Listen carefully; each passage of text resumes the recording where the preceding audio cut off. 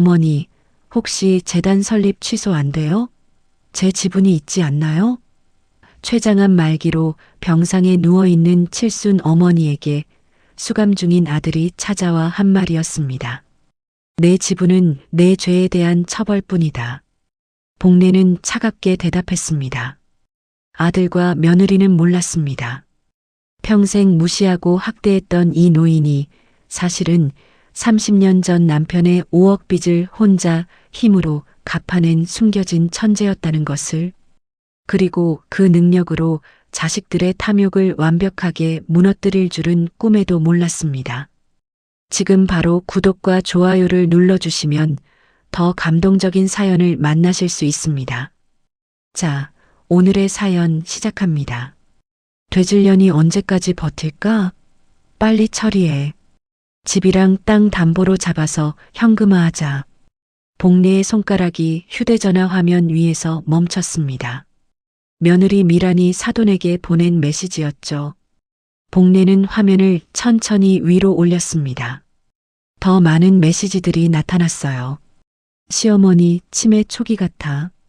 요양원 보내고 재산 정리하면 될 듯. 빨리빨리. 늙은이가 정신 차리기 전에. 복례는 휴대전화를 내려놓았습니다. 손끝이 차가웠어요. 심장이 빠르게 뛰는 것도 숨이 막히는 것도 아니었습니다. 그저 고요했죠. 이 장면은 오늘 오후의 일입니다. 하지만 이야기는 그보다 조금 앞으로 되돌아가야 해요. 오전 9시 미란이 식탁에 빵 한 조각을 놓았습니다. 어머니, 아침 드세요. 미란의 목소리는 달콤했어요. 복례는 빵을 집어들었습니다. 모서리에 푸른 곰팡이가 피어 있었죠. 고맙구나. 복례가 빵을 한 입 베어 물었습니다. 미란이 옆에서 지켜보고 있었거든요. 쓴맛이 입안에 퍼졌습니다. 복례는 표정 하나 바꾸지 않았어요. 미란이 남편 준수에게 눈짓을 보냈습니다. 준수는 신문에서 눈을 떼지 않았죠. 준수야, 출근 준비 안 해? 미란의 목소리가 한 톤 높아졌습니다. 응, 알았어. 준수가 신문을 접으며 일어났어요. 복례는 씹기를 멈췄습니다. 준수야, 오늘 점심은 회사에서 먹어요, 어머니. 준수가 복례를 보지도 않고 대답했습니다. 복례는 고개를 끄덕였어요. 현관문이 닫히는 소리가 들렸습니다. 복례는 남은 빵을 휴지에 싸서 쓰레기통에 버렸죠. 거실 온도계가 15도를 가리키고 있었어요. 복례는 자기 방으로 돌아왔습니다. 얇은 이불을 몸에 끌어당겼죠. 창밖으로 11월의 차가운 바람이 유리창을 흔들었어요. 보일러가 꺼져 있었습니다. 미란이 매일 아침 복례의 방 보일러만 잠가놓는 거예요. 복례는 눈을 감았습니다. 15년 전이 떠올랐어요.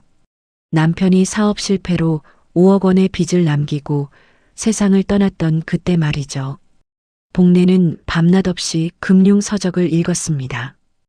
은행 직원들이 쓰는 용어를 외웠고 자산 유동화 방법을 공부했어요.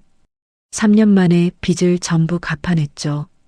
아들 준수는 그 사실조차 몰랐습니다. 오후 2시 복례는 거실로 나왔습니다. 미란이 외출 준비를 하고 있었어요. 어머니, 저 잠깐 나갔다 올게요. 미란이 가방을 챙기며 말했습니다. 복례는 소파에 앉아 고개만 끄덕였죠. 현관문이 닫혔습니다. 복례는 일어서지 않았어요. 엘리베이터 소리가 들렸습니다.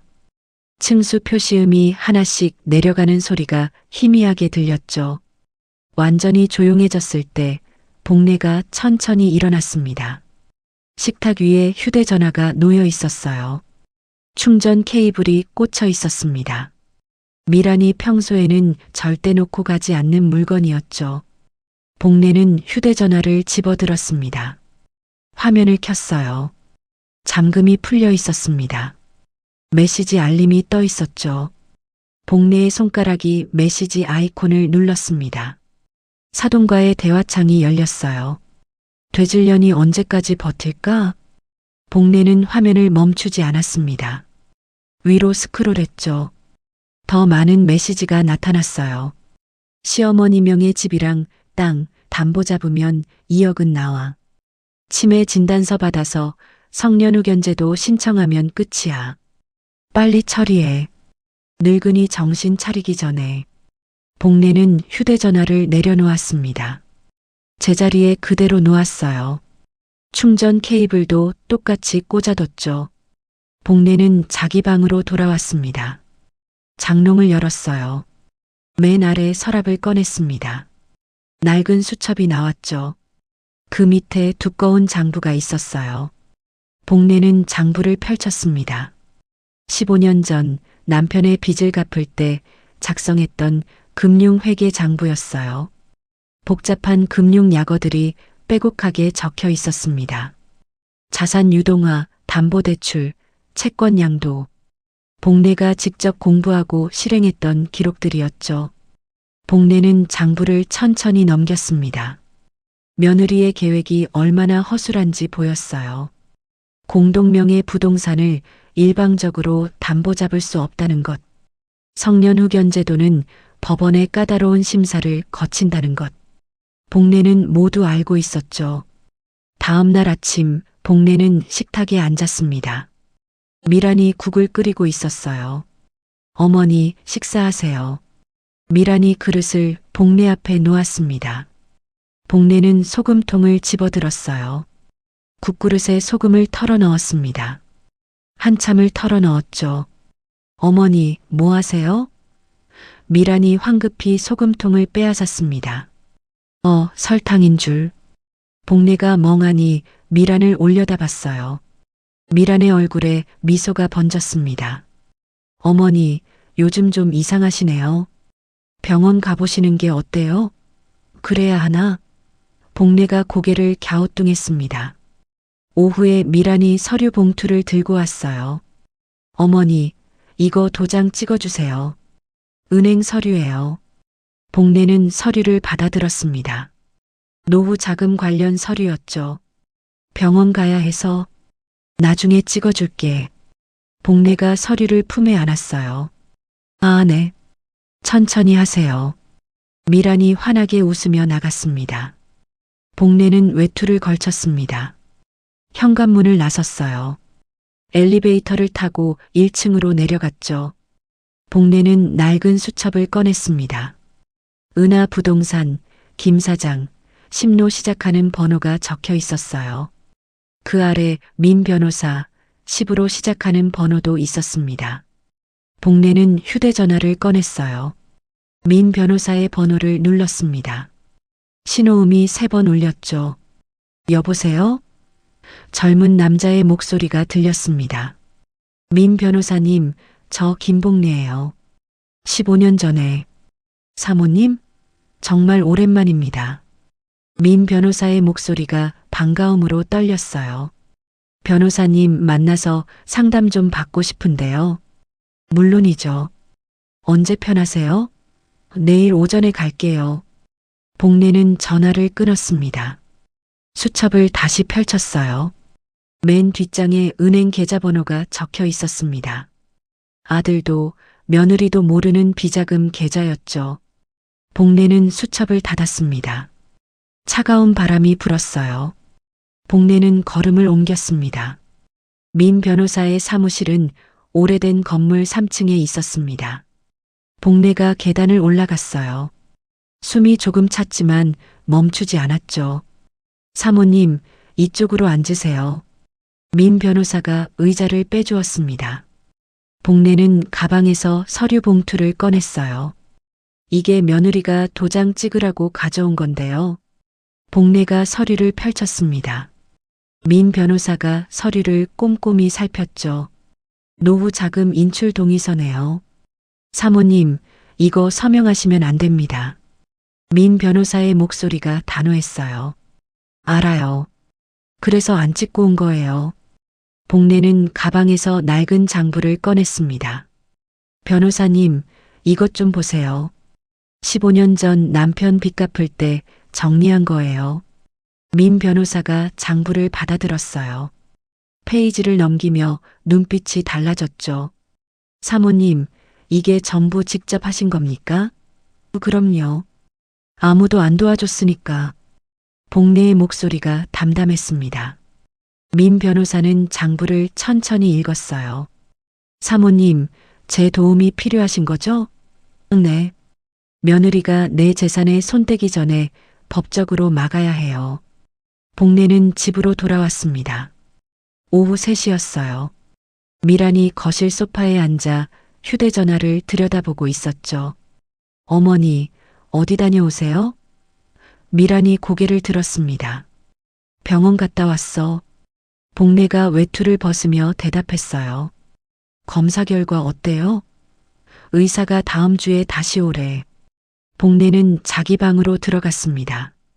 미라는 휴대전화를 다시 들여다봤어요. 주식 어플이 열려 있었죠. 빨간 숫자들이 화면을 가득 채우고 있었습니다. 복례는 방문을 살짝 열어두었어요. 미란의 목소리가 들렸습니다. 여보, 이번 건 대박이야. 내가 정보 들었어. 준수와 통화하는 소리였죠. 근데 돈이 좀 더 필요해. 어머니, 노후 자금 빨리 뽑아내야 돼. 미란의 목소리가 간절했어요. 복례는 소리 없이 문을 닫았습니다. 사흘 후 미란이 복례의 방문을 열었어요. 어머니, 은행 서류 도장은 찍으셨어요? 아, 그게 담당자가 휴가 중이래. 복례가 이불을 정리하며 말했습니다. 휴가요? 언제 복귀한대요? 미란의 목소리가 날카로워졌어요. 다음 주라던데. 복례는 미란을 보지 않았죠. 그럼 다음 주에 꼭 가셔야 해요. 준수 사업 확장하는데 돈이 급하거든요. 알았어. 복례가 고개를 끄덕였습니다. 미란이 방을 나갔어요. 복례는 창밖을 바라봤습니다. 민 변호사에게서 문자가 왔죠. 공동명의 해지 서류 준비 완료. 내일 법무사 동행하겠습니다. 복례는 휴대전화를 내려놓았어요. 장롱에서 녹음기를 꺼냈습니다. 작은 기계였지만 성능은 확실했죠. 복례는 녹음기를 서랍 안쪽에 숨겨놓았어요. 일주일이 지났습니다. 미란이 복례의 방문을 거칠게 열었어요. 어머니, 은행 언제 가세요? 미란의 얼굴이 상기되어 있었죠. 담당자가 또 연장 휴가래. 복례가 천천히 말했습니다. 뭐라고요? 미란의 목소리가 높아졌어요. 이번 주 안에 꼭 가셔야 한다니까요. 준수 사업 안 되면 어떡하려고 그래요? 그래도 담당자가 없는데 어떡해. 복례의 목소리는 여전히 잔잔했습니다. 다른 직원한테 받으면 되잖아요. 미란이 소리쳤어요. 그 사람이 내 담당인데. 복례는 고개를 저었죠. 미란이 복례 앞으로 다가왔습니다. 어머니, 설마 일부러 미루는 거 아니죠? 무슨 소리야, 내가 왜? 복례가 미란을 올려다봤어요. 당장 내일 은행 가세요. 안 그러면 어머니 방 빼서 요양병원에 쳐넣을 거예요. 미란의 입술이 떨렸습니다. 복례는 대답하지 않았어요. 미란이 방문을 쾅 닫고 나갔습니다. 복례는 서랍을 열었어요. 녹음기에 빨간 불이 깜빡이고 있었죠. 다음 날 아침 복례는 법무사 사무실에 있었습니다. 민 변호사가 옆에 앉아 있었어요. 사모님, 여기 서명하시면 공동명의가 전부 단독명의로 전환됩니다. 법무사가 서류를 가리켰죠. 복례는 펜을 들었습니다. 또박또박 이름을 썼어요.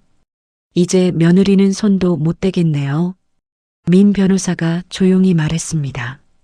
이제 시작이에요. 복례가 펜을 내려놓으며 말했죠. 복례는 집으로 돌아왔어요.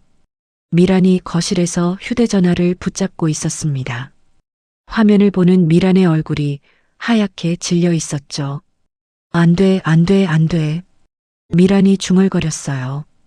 휴대전화가 손에서 떨어졌습니다. 복례는 미란 옆을 지나 자기 방으로 갔어요.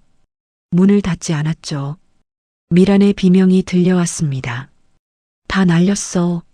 전부 다. 미란이 바닥에 주저앉았어요. 준수가 현관문을 열고 들어왔습니다. 왜 그래? 무슨 일이야? 준수가 미란에게 달려갔죠. 우리 망했어. 투자한 거 전부 폭락했어. 미란이 준수의 팔을 붙잡았습니다. 얼마나? 3억. 전부 다. 미란의 목소리가 떨렸어요. 준수의 얼굴에서 핏기가 사라졌습니다. 미쳤어? 그 돈 어디서 났어? 회사 공금이랑 집 담보대출이랑. 미란이 울음을 터뜨렸죠. 복례는 방문 틈으로 거실을 바라봤어요. 미란이 바닥을 치며 울고 있었습니다. 준수는 멍하니 서 있었죠. 미란이 갑자기 고개를 들었어요. 복례의 방을 바라봤습니다. 어머니. 미란이 일어나 복례의 방으로 뛰어왔어요. 방문이 벌컥 열렸습니다. 어머니, 노후 자금 좀 주세요. 제발이요. 미란이 복례 앞에 무릎을 꿇었어요. 복례는 침대에 앉아 미란을 내려다봤습니다. 미란아. 복례의 목소리가 낮았어요. 네가 나를 뭐라고 불렀지? 복례가 천천히 물었습니다. 미란의 얼굴이 굳어졌죠. 되질년. 네가 사돈한테 보낸 문자 봤어. 복례가 말했어요. 미란의 입술이 파르르 떨렸습니다. 어머니, 그건 네가 나를 그렇게 부를 때부터 너의 천국은 이미 파괴되기 시작했단다. 복례는 미란을 똑바로 바라봤습니다. 복례는 서랍에서 녹음기를 꺼냈어요. 재생 버튼을 눌렀습니다. 당장 방 빼서 요양병원에 쳐넣을 거예요. 미란의 목소리가 흘러나왔죠. 미란이 뒤로 물러섰습니다. 복례는 녹음기를 끄지 않았어요. 설마 일부러 미루는 거 아니죠?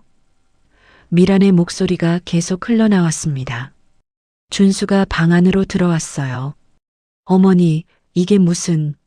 나는 내 아내의 탐욕을 막기 위해 내 모든 것을 걸었다. 복례가 준수를 보며 말했습니다. 복례는 가방에서 서류 봉투를 꺼냈어요. 내 재산은 이미 전부 내 단독 명의야. 너희가 손댈 수 있는 건 하나도 없어. 복례가 서류를 던졌습니다. 서류가 바닥에 흩어졌어요. 미란이 서류를 집어들었죠. 재산 신탁, 단독 명의 전환 완료. 미란이 서류를 읽으며 중얼거렸습니다. 안 돼, 이럴 수가. 미란의 손에서 서류가 떨어졌어요. 다음 날 아침 현관 초인종이 울렸습니다. 복례가 방문을 열었어요. 미란이 거실을 가로질러 현관으로 뛰어갔죠. 누구세요? 미란의 목소리가 떨렸습니다. 서울지방경찰청입니다. 박준수 씨 계십니까?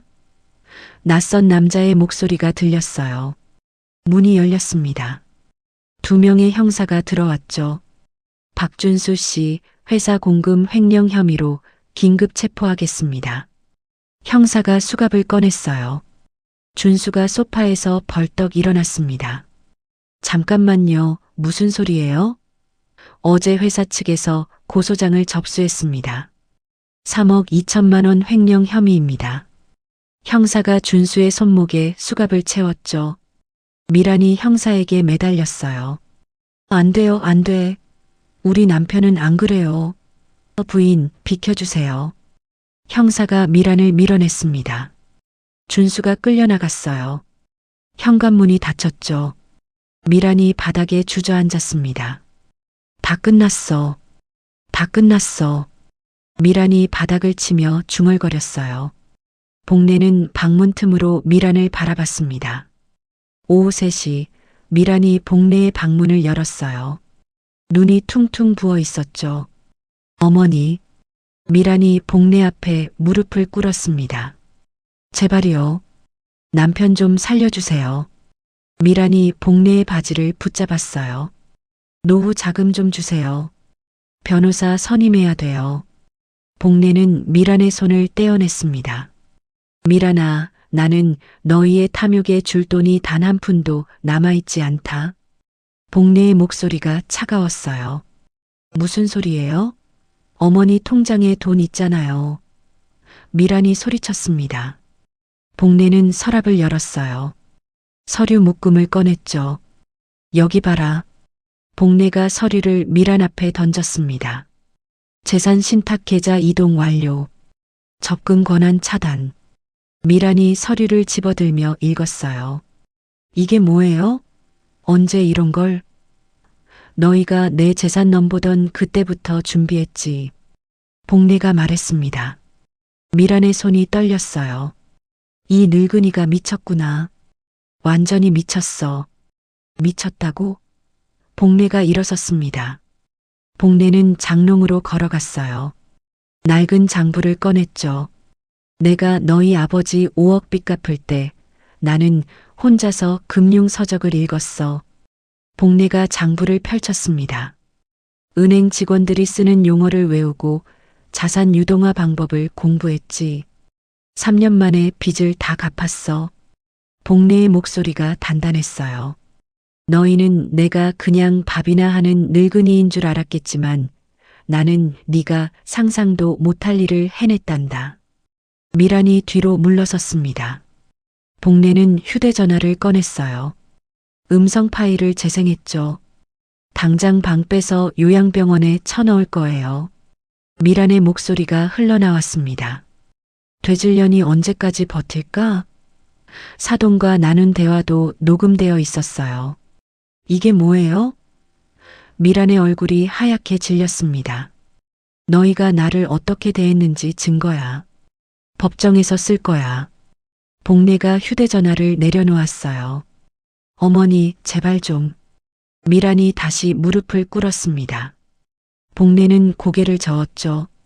너희가 나를 되질련으로 규정했지만 나는 너희가 짓밟은 나의 존엄을 되찾는 영웅이 되기로 했다. 복내가 미란을 내려다봤어요. 서울구치소 조사실에서 준수가 책상을 쳤습니다. 제가 왜 이래야 해요? 어머니가 시킨 거예요. 형사가 준수를 쳐다봤죠.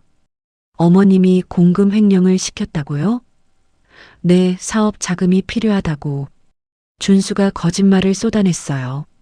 증거 있습니까? 제 말이 증거죠. 준수의 목소리가 떨렸습니다. 형사는 고개를 저었어요. 박 씨, 거짓 진술하면 형량만 늘어납니다. 준수가 책상에 머리를 박았죠.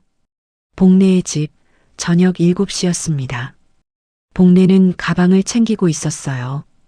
미란이 복내의 방문을 열었죠. 어디 가세요? 미란의 목소리가 쉬어 있었습니다. 나는 이제 여기 안 살아. 복내가 가방을 들었어요. 그럼 저희는 어떡하라고요? 미란이 복내의 팔을 붙잡았습니다. 앞으로 너희에게 내가 남긴 것은 법적 처벌뿐이다. 복내가 미란의 손을 떼어냈어요. 복내는 현관문을 열었습니다. 계단을 내려갔죠. 택시가 건물 앞에 서 있었어요. 어머니. 미란이 베란다에서 소리쳤습니다. 복내는 뒤돌아보지 않았어요. 택시 문을 열고 탔죠. 어디로 모실까요? 기사가 물었습니다. 종로 3가 은하 부동산 앞으로 가주세요. 복내가 안전벨트를 맸어요. 택시가 출발했습니다. 복내는 창밖을 바라봤어요. 거울에 비친 자신의 얼굴이 보였죠. 주름진 얼굴이었지만 눈빛만은 또렷했습니다. 휴대전화가 울렸어요. 미란의 전화였죠. 복내는 전화를 받지 않았습니다.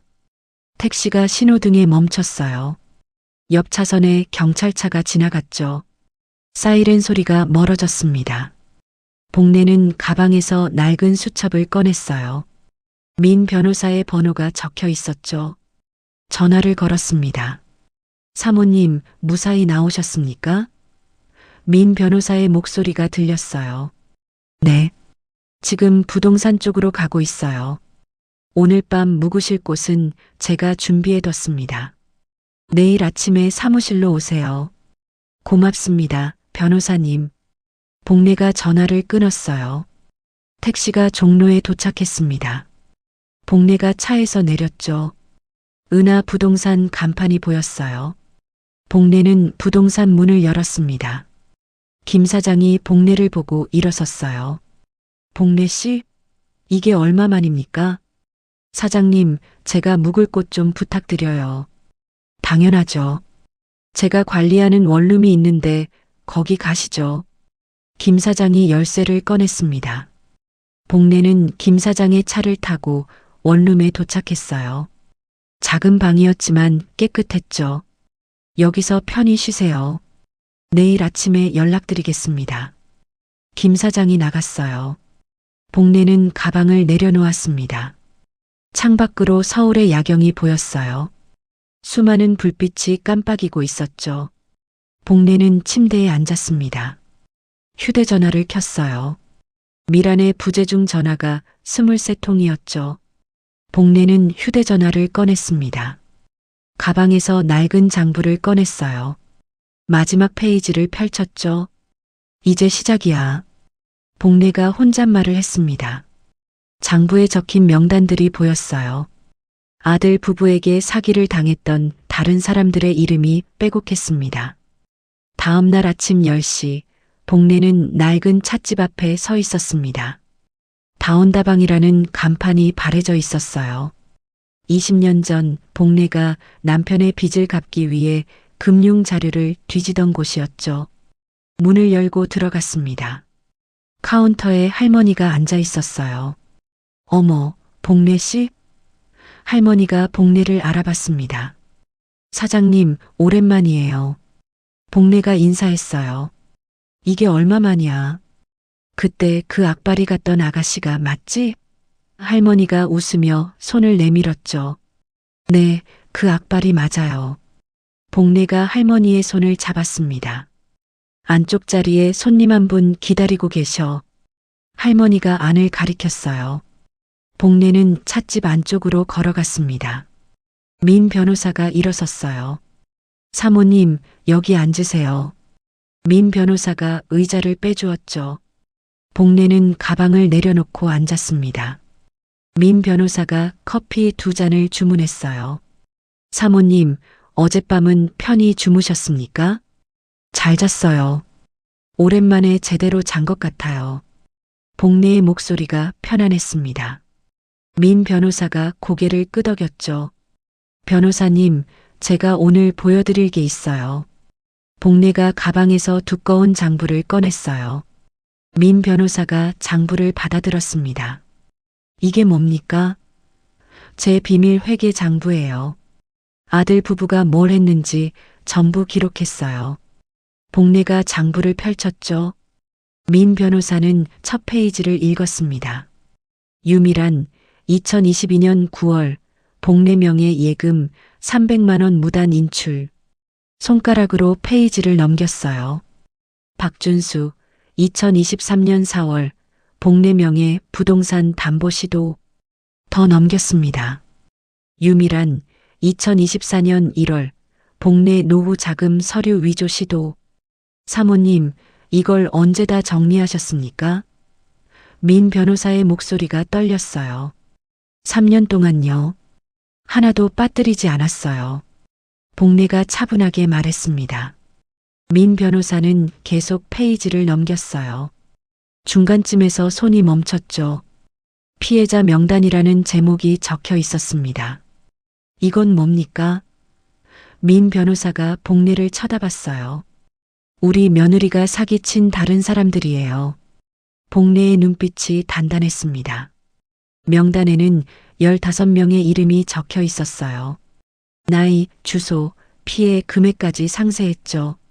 사모님, 이 사람들을 어떻게 다 찾으셨습니까? 며느리 휴대전화에 다 있더라고요. 메시지 기록을 전부 적었어요. 복례가 말했습니다. 민 변호사는 장부를 덮었어요. 사모님, 이건 단순한 가족 갈등이 아닙니다. 조직적인 노인 경제 사기입니다. 민 변호사의 목소리가 무거웠어요. 그래서 변호사님께 드리는 거예요. 제가 이 명단에 있는 분들을 만나보겠습니다. 공동소송을 준비하죠. 민 변호사가 장부를 조심스럽게 가방에 넣었습니다. 복례는 고개를 끄덕였어요. 커피가 나왔습니다. 복례는 커피를 한 모금 마셨어요. 변호사님, 제 재산 전부 맡기고 싶어요. 어떻게 하실 겁니까? 민 변호사가 물었습니다. 재단을 만들고 싶어요. 저 같은 사람들을 도울 수 있는 정의 구현 재단 좋습니다. 제가 법인 설립 절차를 밟겠습니다. 민 변호사가 수첩에 적었어요. 복례는 창밖을 바라봤죠. 변호사님, 제 복수는 돈 때문이 아니었어요. 복례의 목소리가 낮았습니다. 가족이라는 이름으로 짓밟힌 제 존엄을 되찾고 싶었어요. 민 변호사는 복례의 손을 잡았습니다. 사모님은 제 스승이십니다. 15년 전에 저를 도와주셨죠. 그때는 제가 도울 수 있어서 다행이었어요. 이번엔 제가 사모님을 도울 차례입니다. 민 변호사의 눈에 눈물이 맺혔어요. 복례는 민 변호사의 손을 꼭 쥐었습니다. 같은 시각 서울구치소 면회실이었습니다. 미란이 유리창 너머의 준수를 보고 있었어요.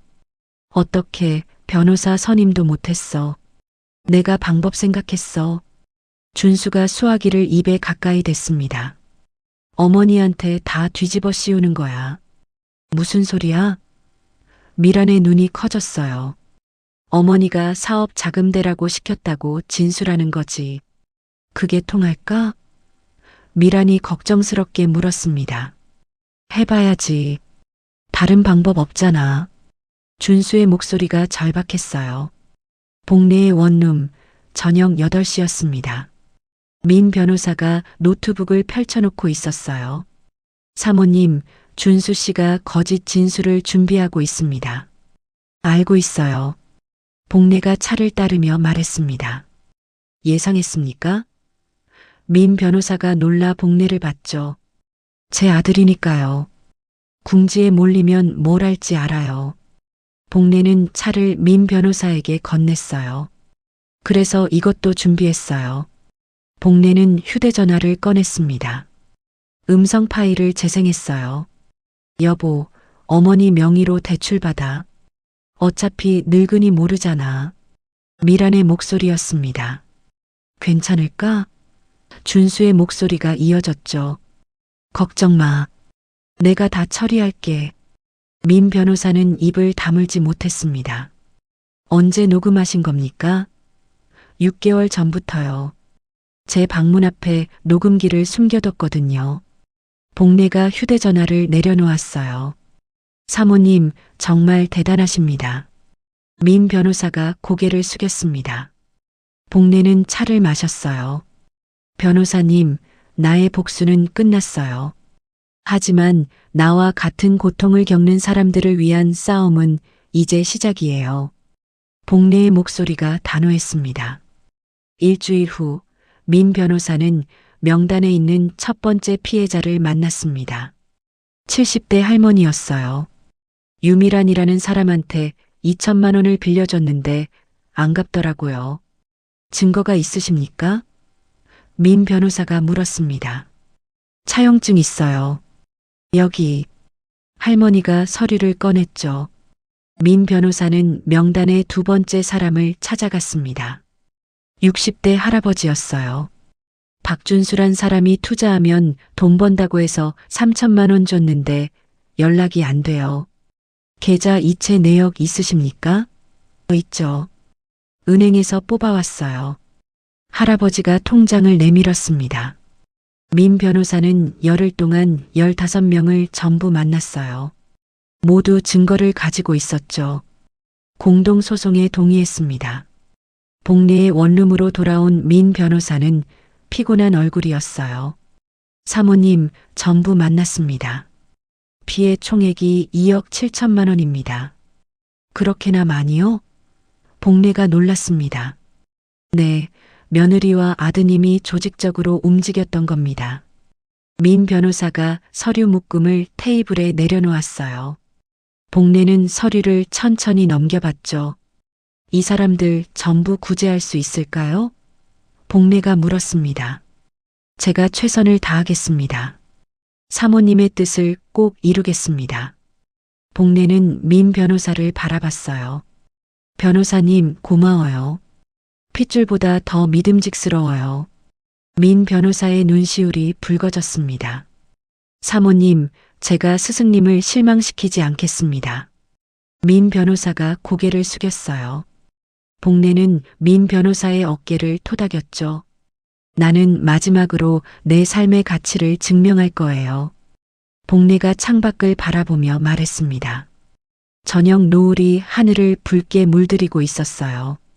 법원 3층 대법정 앞이었습니다. 복례는 의자에 앉아 두 손을 무릎 위에 가지런히 올려놓았어요. 민 변호사가 옆에 서서 서류를 정리하고 있었죠. 사모님, 곧 시작됩니다. 민 변호사가 시계를 보며 말했습니다. 복례는 고개를 끄덕였어요. 법정 문이 열렸습니다. 입장하세요. 법원 직원이 손짓했죠. 복례는 천천히 일어났어요. 법정 안으로 들어갔습니다. 방청석에 사람들이 가득했어요.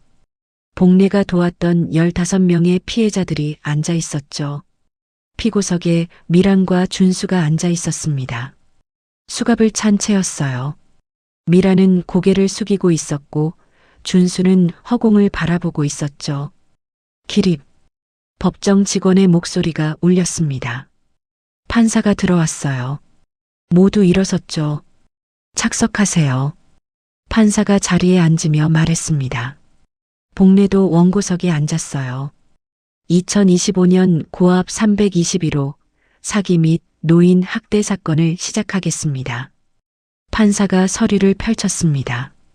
민 변호사가 일어섰어요. 재판장님, 원고 측 최종 변론을 시작하겠습니다. 민 변호사가 복례를 바라봤죠. 복례는 눈으로 힘을 실어주었습니다. 피고 유미란과 박준수는 3년에 걸쳐 원고 김복례 씨를 포함한 16명의 노인을 상대로 조직적인 사기 행각을 벌였습니다. 민 변호사의 목소리가 법정에 울렸어요. 증거 1호, 피고 유미란이 작성한 메시지 기록입니다. 민 변호사가 스크린을 켰습니다. 되질련이 언제까지 버틸까라는 문구가 화면에 나타났죠. 방청석에서 한숨소리가 들렸어요. 미라는 고개를 더 깊이 숙였습니다. 증거 2호, 원고 김복례 씨가 3년간 기록한 비밀 회계 장부입니다. 민 변호사가 두꺼운 장부를 들어 올렸어요. 이 장부에는 피고들의 모든 범죄 행위가 날짜별로 상세히 기록되어 있습니다. 판사가 장부를 넘겨봤습니다. 얼굴이 굳어졌어요. 증거 3호, 피고 유미란이 원고를 협박한 음성 녹음 파일입니다. 민 변호사가 재생 버튼을 눌렀죠. 당장 방 빼서 요양병원에 쳐넣을 거예요. 미란의 목소리가 법정에 울려 퍼졌습니다. 방청석의 피해자들이 고개를 끄덕였어요. 복례는 두 손을 꼭 쥐고 있었죠. 마지막으로 증거 4호입니다. 민 변호사가 서류를 내밀었습니다. 피고 박준수가 경찰 조사 중 어머니에게 죄를 뒤집어 씌우려 한 거짓 진술 기록입니다. 판사가 서류를 읽었어요. 준수를 쳐다봤죠. 준수는 고개를 돌렸습니다. 하지만 증거 5호, 피고들의 대화 녹음이 이를 명백히 반박합니다. 민 변호사가 또 다른 음성 파일을 재생했어요. 어머니 명의로 대출받아. 어차피 늙은이 모르잖아. 미란의 목소리였습니다. 괜찮을까? 준수의 목소리가 이어졌죠. 피고석의 두 사람이 동시에 고개를 들었어요. 미란의 얼굴이 하얗게 질렸습니다. 재판장님, 피고들은 자신들의 탐욕을 위해 가족을 이용했고 노인들을 기만했으며 심지어 자신들의 죄를 피해자에게 전가하려 했습니다. 민 변호사의 목소리가 높아졌어요. 원고 김복례 씨는 72세의 노인입니다. 하지만 그분은 포기하지 않았습니다. 3년 동안 증거를 모았고 다른 피해자들을 찾아냈으며 정의를 위해 싸웠습니다. 민 변호사가 복례를 바라봤죠. 복례는 허리를 곧게 펴고 앉아 있었습니다. 주름진 얼굴이었지만 눈빛만은 흐려지지 않았어요. 재판장님, 엄중한 처벌을 요청합니다. 민 변호사가 고개를 숙였습니다. 판사는 오랫동안 서류를 보고 있었어요. 법정이 조용했죠. 시계 초침 소리만 들렸습니다. 판결을 선고하겠습니다. 판사가 망치를 들어 올렸어요. 법정의 모든 사람이 숨을 죽였습니다. 피고 유미란, 피고 박준수, 사기죄, 노인학대죄로 각각 징역 5년을 선고한다. 망치가 내려쳤어요. 피해 금액 전액 반환을 명한다. 방청석에서 박수 소리가 터져 나왔습니다. 복례는 두 손으로 얼굴을 가렸어요. 어깨가 떨렸죠. 민 변호사가 복례의 어깨를 감싸 안았습니다. 해내셨습니다, 사모님. 민 변호사의 목소리도 떨렸어요. 미란이 피고석에서 무너졌습니다. 준수는 멍하니 천장만 바라보고 있었죠. 법정 밖으로 나왔습니다. 피해자들이 복례를 둘러쌌어요. 고맙습니다, 김 사모님. 한 할머니가 복례의 손을 잡았습니다. 덕분에 제 돈 돌려받았어요. 할아버지가 고개를 숙였죠. 복례는 한 사람 한 사람 손을 잡아주었어요. 우리 모두 함께 싸워서 이긴 거예요. 복례의 목소리가 따뜻했습니다. 민 변호사가 차를 가져왔어요. 사모님, 어디 가시겠습니까? 예전에 자주 가던 국수집 좀 들려주세요. 차는 낡은 시장 골목으로 향했습니다. 좁은 길을 지나 작은 국수집 앞에 멈췄어요. 할매국수라는 낡은 간판이 걸려 있었죠. 복례가 차에서 내렸습니다. 국수집 문을 열었어요. 김이 모락모락 올라오는 냄새가 났죠. 어서 오세요. 주인 할머니가 고개를 들었습니다. 복례를 보더니 눈이 커졌어요. 복례 씨? 오랜만에 왔구먼. 할머니가 앞치마를 벗으며 다가왔습니다. 그때 그 악바리 아가씨가 맞나? 복례의 눈에 눈물이 맺혔어요. 예, 이제야 제자리를 찾았습니다. 복례가 고개를 숙였죠. 그래, 잘했어. 어서 들어와. 국수 끓여줄게. 할머니가 복례의 손을 이끌었습니다. 민 변호사도 따라 들어왔어요. 잠시 후 국수 2그릇이 나왔습니다. 뜨거운 김이 피어올랐어요. 복례는 젓가락을 들었죠. 잘 먹겠습니다. 복례가 국수를 한 젓가락 집어 입에 넣었습니다. 따뜻했어요. 민 변호사도 국수를 먹었어요. 두 사람은 말없이 국수를 다 비웠죠. 사모님, 이제 재단 설립 절차를 시작하겠습니다. 민 변호사가 물을 마시며 말했습니다. 제 재산 전부 재단에 넣어주세요. 정말 다요? 민 변호사가 놀라 물었어요. 네, 제가 쓸 돈은 작은 아파트 한 채면 충분해요. 복례는 가방에서 통장을 꺼냈습니다. 민 변호사에게 건넸어요. 이걸로 더 많은 사람들을 도와주세요. 제가 꼭 사모님의 뜻을 이루겠습니다. 민 변호사가 통장을 받아들었습니다. 복례는 고개를 끄덕였어요. 그리고 변호사님, 이 시장 골목에 상담소를 하나 열어주세요. 복례가 창밖을 바라보며 말했습니다. 제가 시작했던 곳에서 다시 시작하고 싶어요. 일주일 후 복례는 서울구치소 앞에 서 있었습니다. 안으로 들어가지는 않았어요. 그저 건물을 바라보고만 있었죠. 가방에서 봉투를 꺼냈습니다. 면회 신청서가 들어 있었어요. 하지만 복례는 봉투를 다시 가방에 넣었죠. 대신 편지 한 장을 꺼냈어요. 스스로 존엄하게 살아라라는 짧은 문장이 적혀 있었습니다. 복례는 편지를 경비실에 맡겼어요. 박준수 수감자에게 전해주세요. 알겠습니다. 경비가 편지를 받았습니다. 복례는 구치소를 등졌어요. 뒤돌아보지 않고 걸어갔죠. 새로 마련한 작은 아파트는 2층이었습니다. 햇볕이 잘 드는 곳이었어요. 복례는 창가에 의자를 놓고 앉았죠. 커피를 한 잔 내렸습니다. 향이 방 안에 퍼졌어요. 복례는 커피를 천천히 마셨습니다. 창밖으로 아이들이 뛰어노는 모습이 보였어요. 웃음소리가 들렸죠. 복례의 입가에 미소가 번졌습니다. 휴대전화를 꺼냈어요. 민 변호사에게 문자를 보냈죠. 상담소는 제가 살았던 시장 골목에 열어주세요. 거기서 시작하는 게 맞아요. 답장이 금방 왔습니다. 알겠습니다. 다음 달에 개소식하겠습니다. 복례는 휴대전화를 내려놓고 커피를 다시 마셨어요. 며느리의 휴대전화를 받던 그날이 떠올랐습니다. 되질련이라는 문구가 눈앞에 어른거렸죠. 그때는 충격과 분노뿐이었어요. 하지만 지금은 달랐습니다. 그 순간이 복례를 굴레에서 해방시킨 시작이었다는 걸 알았죠. 복례는 창밖을 바라봤습니다. 저녁 노을이 하늘을 물들이고 있었어요. 복례는 활짝 웃었습니다. 한 달이 지났습니다. 복례는 민 변호사 사무실에서 재단 설립 서류를 검토하고 있었어요. 갑자기 속이 메스꺼웠죠. 사모님 괜찮으세요? 민 변호사가 물었습니다. 네, 괜찮아요. 복례가 손으로 입을 가렸어요. 하지만 괜찮지 않았습니다.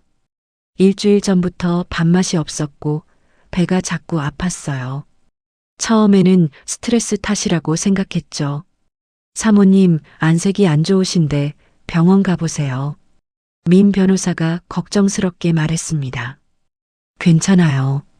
나이 들면 다 그래요. 복례는 고개를 저었어요. 사흘 후 복례는 화장실 바닥에 주저앉았습니다. 복통이 심했어요. 일어서려고 했지만 힘이 없었죠. 휴대전화가 울렸습니다. 민 변호사였어요. 복례는 떨리는 손으로 전화를 받았죠. 사모님, 오늘 서류 검토. 변호사님, 저 오늘 못 갈 것 같아요. 복례의 목소리가 가늘었습니다. 사모님? 무슨 일이세요? 민 변호사의 목소리가 급해졌어요. 괜찮아요. 조금 쉬면. 지금 어디세요? 제가 갈게요. 아니에요, 괜찮아요. 복례가 전화를 끊으려 했죠. 하지만 민 변호사는 이미 차를 몰고 있었습니다. 30분 후 초인종이 울렸어요.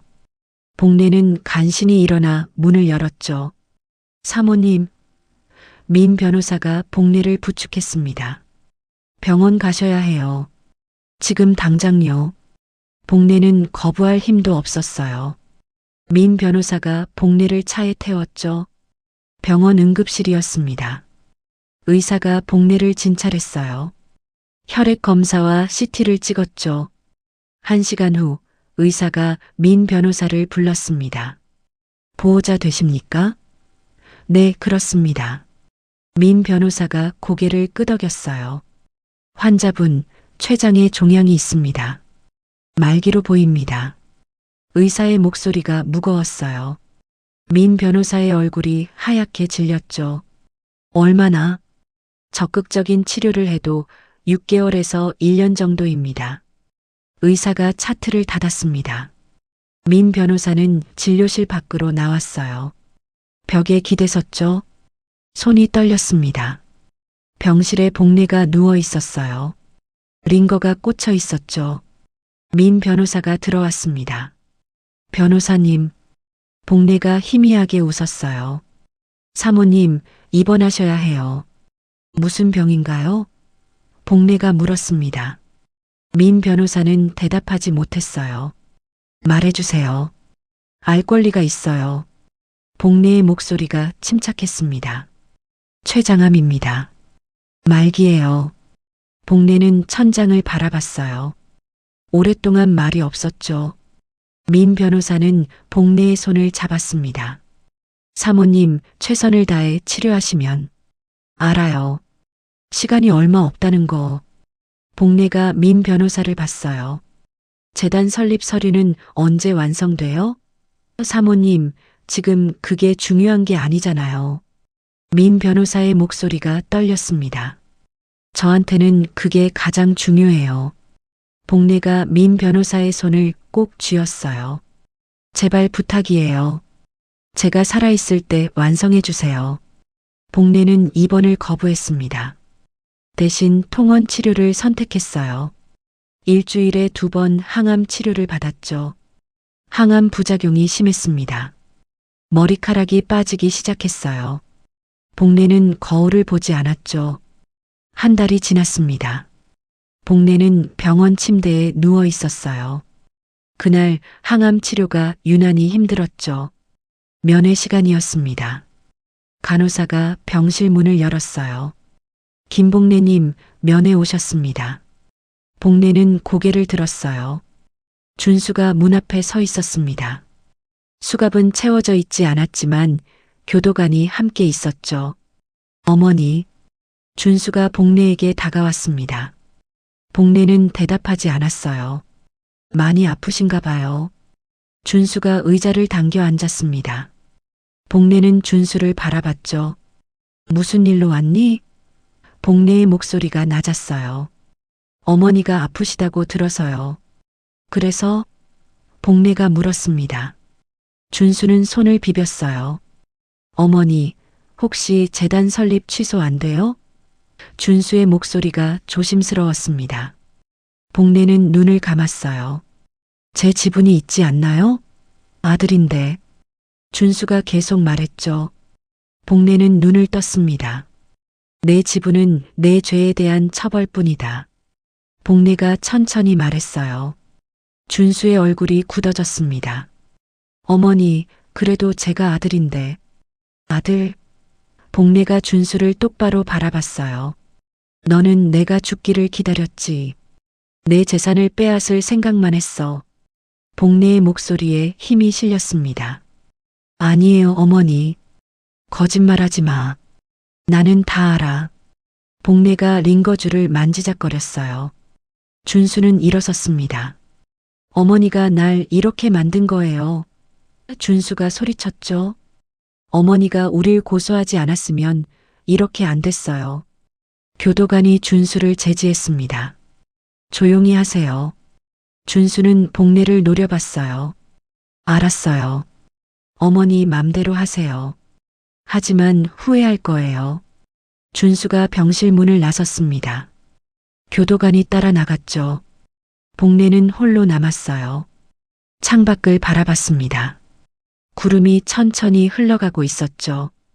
가슴이 텅 비었습니다. 슬프지도 화나지도 않았어요. 그저 고요했죠. 복례는 깨달았습니다. 자신의 모성애가 완전히 사라졌다는 것을.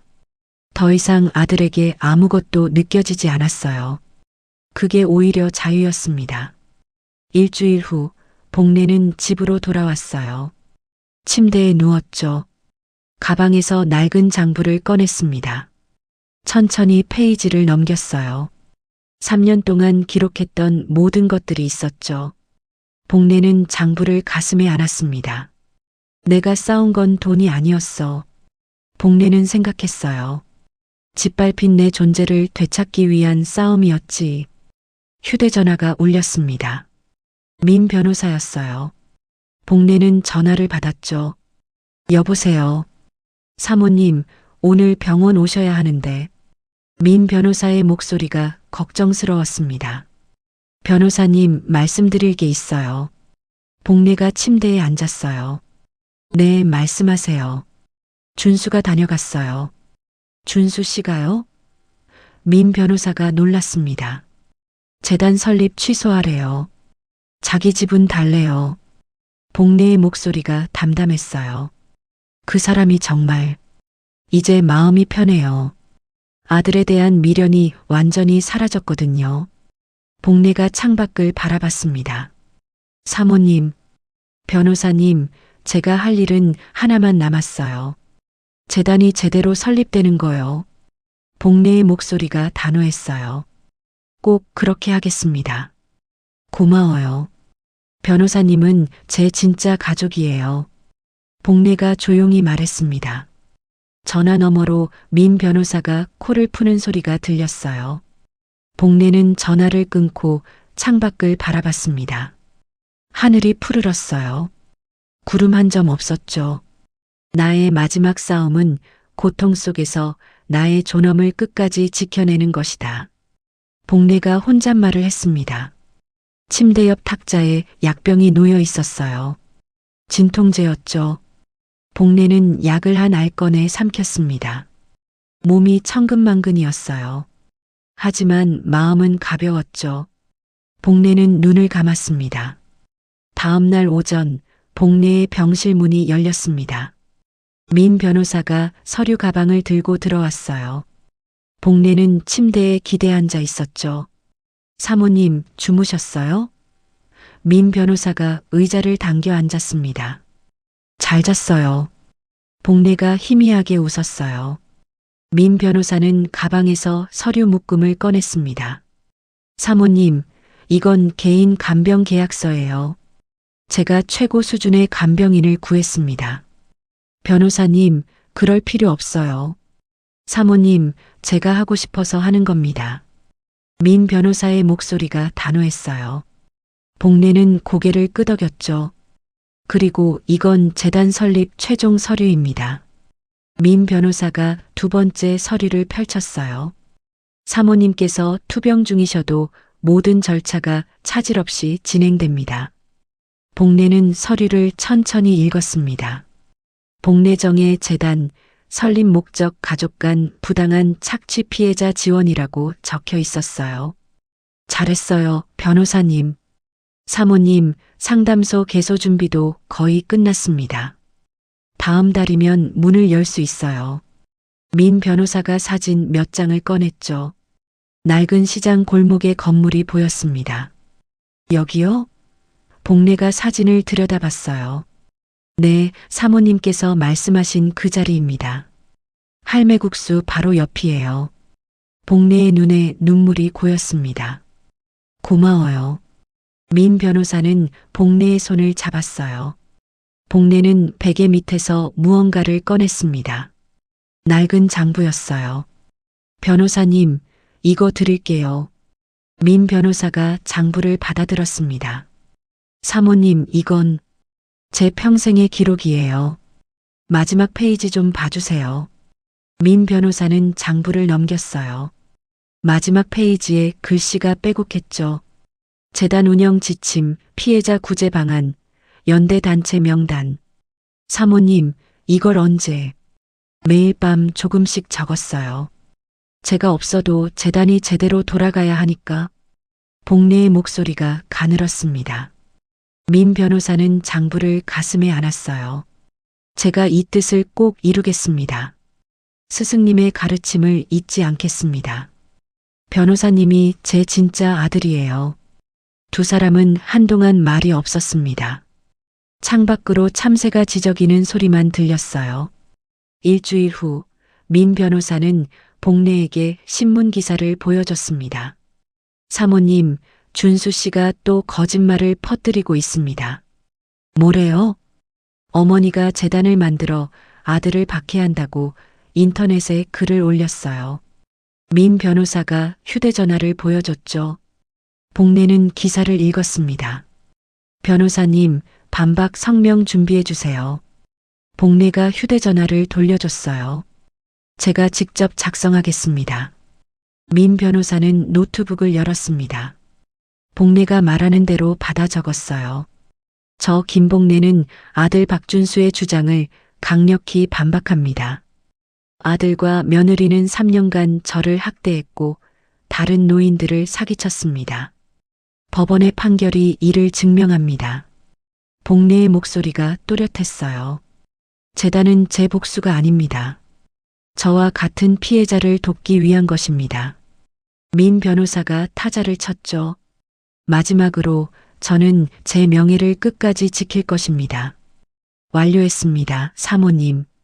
민 변호사가 노트북을 돌려 보여줬어요. 복례는 고개를 끄덕였죠. 이걸 언론사에 보내주세요. 바로 보내겠습니다. 민 변호사가 이메일을 보냈습니다. 다음 날 성명서가 주요 언론에 실렸어요. 댓글이 줄줄이 달렸죠. 김복래 할머니를 응원합니다. 아들이 정말 나쁜 놈이네요. 민 변호사가 댓글을 복래에게 보여줬습니다. 복래는 하나하나 읽었어요. 많은 분들이 제 편이네요. 당연하죠. 사모님은 영웅이십니다. 민 변호사가 말했습니다. 복래는 고개를 저었어요. 영웅은 아니에요. 그냥 제 존엄을 지키려고 했을 뿐이에요. 복래가 창밖을 바라봤습니다. 그게 영웅입니다, 사모님. 한 달이 지났습니다. 복래의 몸은 더 쇠약해졌어요. 하지만 정신만은 또렷했죠. 민 변호사가 최종 서류를 들고 왔습니다. 사모님, 재단법인 등록이 완료됐습니다. 서류에 도장이 찍혀 있었어요. 드디어 끝났네요. 복래가 서류를 쓰다듬었습니다. 상담소 개소식은 2주 후입니다. 꼭 참석하셔야 해요. 갈 수 있을까요? 복래가 자신의 몸을 내려다봤어요. 제가 휠체어 준비하겠습니다. 꼭 가셔야 합니다. 복래는 민 변호사에게 봉투를 건넸습니다. 이게 뭡니까? 준수에게 전해줄 유언이에요. 민 변호사는 봉투를 열었어요. 짧은 문장이 적혀 있었죠. 스스로 존엄하게 살아라. 이것만요? 민 변호사가 물었습니다. 네, 그것만으로 충분해요. 사모님, 아드님께 남기실 재산은 없어요. 제 재산은 전부 재단에 넣었으니까. 복래의 목소리가 단호했습니다. 알겠습니다. 제가 전달하겠습니다. 민 변호사가 봉투를 가방에 넣었어요. 저녁이 되었습니다. 민 변호사는 돌아갔고 복래는 홀로 남았어요. 간호사가 저녁 약을 가져왔죠. 할머니, 약 드세요. 고맙습니다. 복래가 약을 받아 삼켰어요. 간호사가 나가고 병실이 조용해졌습니다. 복래는 침대에 누웠어요. 천장을 바라봤죠. 지난 3년이 주마등처럼 스쳐 지나갔습니다. 곰팡이 핀 빵을 받던 날, 며느리의 휴대전화를 받던 순간, 법정에서 승리했던 날, 고통스러웠지만 후회는 없었어요. 복래는 자신의 존엄을 되찾았으니까요. 복래는 휴대전화를 꺼냈습니다. 민 변호사에게 문자를 보냈어요. 변호사님, 이제 나를 되질련이 아닌 존엄했던 어머니로 기억해달라. 답장이 금방 왔습니다. 사모님은 제게 영원한 스승이십니다. 꼭 그렇게 기억하겠습니다. 복래는 휴대전화를 내려놓았어요. 눈을 감았죠. 마음이 평온했습니다. 창밖으로 밤바람이 불어왔어요. 커튼이 살랑거렸죠. 복래는 깊은 잠에 빠져들었습니다. 복래는 꿈을 꿨어요. 젊은 시절의 자신이 시장 골목을 걷고 있었죠. 손에 낡은 장부를 들고 있었습니다. 앞에서 누군가 손을 흔들었어요. 민 변호사였죠. 젊은 시절의 모습이었습니다. 사모님, 이쪽이에요. 민 변호사가 웃으며 말했어요. 복래도 웃으며 걸어갔습니다. 두 사람은 나란히 걸었어요. 시장 사람들이 인사했죠. 복래 씨, 오늘도 바쁘구먼. 복래는 대답했습니다. 네, 할 일이 많아요. 발걸음이 가벼웠어요. 꿈속에서 복래는 자유로웠습니다. 아무도 복래를 짓밟을 수 없었어요. 복래는 당당했죠. 아침 햇살이 병실로 들어왔습니다. 복래는 눈을 떴어요. 간호사가 체온을 재러 왔죠. 할머니, 오늘 컨디션 어떠세요? 좋아요. 오늘은 꼭 좋은 일이 있을 것 같아요. 복래가 웃으며 말했습니다. 간호사는 고개를 갸우뚱했어요. 하지만 복래의 얼굴은 편안했죠. 오랜만에 보는 평화로운 표정이었습니다. 3개월이 흘렀습니다. 이른 아침 민 변호사의 휴대전화가 울렸어요. 병원에서 온 전화였죠. 보호자님, 김복래님께서 오늘 새벽 평화롭게 돌아가셨습니다. 간호사의 목소리가 조용했습니다. 민 변호사는 전화를 들고 그대로 멈췄어요. 병원으로 달려갔습니다. 복례는 침대에 누워 있었어요. 얼굴이 편안했죠. 민 변호사는 복례의 손을 잡았습니다. 차가웠어요. 사모님, 고생 많으셨습니다. 민 변호사가 고개를 숙였죠. 오후 2시 장례식장이었습니다. 빈소가 차려졌어요. 복례의 영정 사진이 놓였죠. 젊은 시절 복례의 모습이었습니다. 또렷한 눈빛으로 정면을 바라보고 있었어요. 민 변호사가 직접 골라온 사진이었죠. 조문객이 들어오기 시작했습니다. 은하 부동산 김 사장이 왔어요. 복례 씨 편히 쉬게. 국수집 할머니도 왔죠. 그 악바리 아가씨가 이렇게 가다니. 할머니가 눈물을 닦았습니다. 다온다방 사장도 왔어요. 15명의 피해자들이 모두 왔습니다. 한 명씩 분향하고 절을 했어요. 할머니 덕분에 제 돈 돌려받았어요. 낯선 사람들도 왔습니다. 신문 기사를 보고 찾아온 시민들이었어요. 복례 할머니를 존경합니다.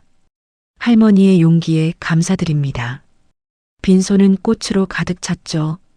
사람들의 발걸음이 끊이지 않았습니다. 하지만 준수와 미라는 오지 않았어요. 사흘 후 발인 날이었습니다. 영구차가 장례식장 앞에 섰어요. 민 변호사가 영정을 들었죠. 출발하겠습니다. 상여가 움직였습니다. 사람들이 뒤를 따랐어요. 화장장에 도착했습니다. 마지막 작별 인사 시간이었어요. 김 사장이 앞으로 나섰습니다. 복례 씨는 평생 싸우며 살았습니다. 남편의 빚과 싸웠고 가족의 배신과 싸웠죠. 김 사장의 목소리가 떨렸어요. 하지만 복례 씨가 지킨 건 돈이 아니었습니다. 바로 존엄이었습니다. 국수집 할머니가 이어 말했습니다. 복례는 젊었을 때부터 악발이었어요. 하지만 그 악발이 정신으로 모두를 도왔죠. 복례야, 고생 많았어. 이제 편히 쉬렴. 피해자 할머니 한 분이 나섰어요. 김복례 할머니가 아니었다면 저는 제 돈을 못 찾았을 거예요. 할머니는 저희의 영웅입니다. 마지막으로 민 변호사가 영정 앞에 섰습니다. 사모님, 제가 약속드립니다. 민 변호사가 영정을 바라봤어요. 사모님의 뜻을 이어 더 많은 사람을 돕겠습니다. 복례정의 재단은 영원히 사모님을 기억할 것입니다. 민 변호사가 절을 했죠. 영구차 문이 닫혔습니다. 복례의 마지막 가는 길이었어요. 한 달 후 민 변호사는 법인 등록증을 들고 있었습니다. 복례정의 재단이라고 적혀 있었어요. 공식적으로 설립된 것이었죠. 재단 사무실은 시내 중심가에 있었습니다. 직원 5명이 일하고 있었어요. 매일 상담 전화가 울렸죠. 복례정의 재단입니다. 직원이 전화를 받았습니다. 네, 가족 간 재산 분쟁이시군요. 무료 법률 상담 도와드리겠습니다. 민 변호사는 창밖을 바라봤어요. 복례의 영정 사진이 벽에 걸려 있었죠. 사모님 잘하고 있죠? 한편 교도소에서 준수는 면회실에 앉아 있었습니다. 미란이 유리창 너머에 있었어요. 둘 다 초췌해 보였죠. 돈 없어서 변호사도 못 구했어. 미란이 수화기에 대고 말했습니다. 어머니가 남긴 게 아무것도 없어? 편지 한 장뿐이래. 스스로 존엄하게 살래. 준수가 비웃듯 말했어요. 그게 다야? 그게 다래. 미란이 고개를 떨궜습니다. 둘은 할 말이 없었어요. 면회 시간이 끝났습니다. 미란은 교도소 밖으로 나왔어요. 갈 곳이 없었죠. 월세방도 날아갔고 직장도 잃었습니다. 친구들은 연락을 끊었어요. 미라는 홀로 거리를 걸었죠. 저녁 7시 민 변호사는 시장 골목에 서 있었습니다. 새로 단 간판이 보였어요. 복례 피해자 상담소라고 적혀 있었죠. 문을 열고 들어갔습니다. 작은 공간이었지만 아늑했어요. 책상 2개와 의자가 놓여 있었죠. 벽에는 복례의 젊은 시절 사진이 걸려 있었습니다. 그 옆에 액자가 하나 더 있었어요. 되질련이라는 문구가 적힌 휴대전화 화면 캡처였죠. 민 변호사는 두 액자를 나란히 바라봤습니다. 왼쪽에는 당당한 복례의 모습, 오른쪽에는 복례를 짓밟으려 했던 증거. 이게 사모님의 이야기입니다. 민 변호사가 혼잣말을 했어요. 다음 날 오전 상담소 개소식이 열렸습니다. 동네 사람들이 모여들었어요. 국수집 할머니가 떡을 돌렸죠. 복례가 살아있었으면 좋아했을 텐데. 할머니가 눈물을 닦았습니다. 할머니 뜻대로 잘 만들어졌어요. 개소식이 끝나고 첫 상담자가 왔습니다. 70대 할아버지였어요. 민 변호사가 의자를 권했죠. 무슨 일로 오셨습니까? 아들이 제 집을 팔려고 해요. 제 동의 없이요. 할아버지의 목소리가 떨렸습니다. 민 변호사는 수첩을 꺼냈어요. 자세히 말씀해 주세요. 제가 도와드리겠습니다. 할아버지가 이야기를 시작했죠. 민 변호사는 할아버지의 말을 받아 적으며 고개를 끄덕였습니다. 할아버지, 할 수 있습니다. 민 변호사가 벽에 걸린 복례의 사진을 가리켰어요. 이분도 72세에 싸워서 이기셨습니다. 할아버지도 하실 수 있어요. 할아버지가 복례의 사진을 올려다 봤습니다. 눈에 희망이 차올랐어요. 상담이 끝나고 할아버지가 나갔습니다. 민 변호사는 혼자 남았어요. 복례가 남긴 낡은 수첩을 꺼냈죠. 수첩을 펼쳤습니다. 복례의 글씨가 빼곡했어요. 마지막 페이지에 한 문장이 적혀 있었습니다. 돈보다 귀한 것은 그 누구에게도 짓밟히지 않는 스스로의 존엄이다. 민 변호사는 수첩을 가슴에 안았어요. 창밖으로 시장 골목이 보였죠. 사람들이 오가고 있었습니다. 민 변호사는 카메라를 켰습니다. 재단 홍보 영상을 찍기 위해서였어요. 복례의 사진을 배경으로 말하기 시작했죠. 김복례 할머니는 평생 억압당하며 살았습니다. 하지만 72세에 일어섰습니다. 민 변호사의 목소리가 단단했어요. 할머니가 우리에게 남긴 말씀이 있습니다. 돈보다 귀한 것은 스스로의 존엄이라고요. 민 변호사가 수첩을 들어보였습니다. 당신의 인생은 오직 당신의 것입니다. 민 변호사가 카메라를 똑바로 바라봤어요. 지금 바로 당신의 존엄을 되찾으십시오. 카메라가 꺼졌습니다. 민 변호사는 창밖을 바라봤어요. 저녁 노을이 시장 골목을 붉게 물들이고 있었죠. 할매 국수집에서 김이 피어올랐습니다. 다온다방에서 웃음소리가 들렸어요. 골목 사람들은 여전히 살아가고 있었죠. 민 변호사는 복례의 사진을 쓰다듬었습니다. 사모님, 편히 쉬세요. 제가 이어가겠습니다. 상담소 문패가 저녁 햇살에 반짝였어요. 복례 피해자 상담소, 당신의 존엄을 지킵니다. 복례는 떠났지만 복례의 뜻은 남았습니다. 그 뜻이 누군가의 희망이 되고 있었어요. 골목 어딘가에서 복례가 웃고 있을 것만 같았죠. 복례 할머니는 72세에 일어섰습니다. 곰팡이 핀 빵을 건네고 되질련이라 부르며 요양원에 처넣겠다 협박하던 가족에게 당당히 맞섰습니다. 그분이 우리에게 남긴 메시지는 명확합니다. 돈보다 귀한 것은 그 누구에게도 짓밟히지 않는 스스로의 존엄이다. 나이가 들었다고 가족이라는 이름으로 참아야 하는 것은 없습니다. 당신의 인생은 오직 당신의 것입니다. 복례 할머니처럼 지금이라도 늦지 않았습니다. 당신도 당신의 존엄을 되찾을 수 있습니다. 혹시 지금 비슷한 고통을 겪고 계신 분이 있다면 용기를 내시길 바랍니다. 세상에는 복례정의 재단처럼 당신을 도와줄 손길이 분명히 있습니다. 지금 바로 구독과 좋아요를 눌러주시면 더 감동적인 사연을 만나실 수 있습니다. 이야기를 끝까지 들어주신 분이 계시다면 잘 들었다고 댓글 하나만 남겨주세요. 감사합니다.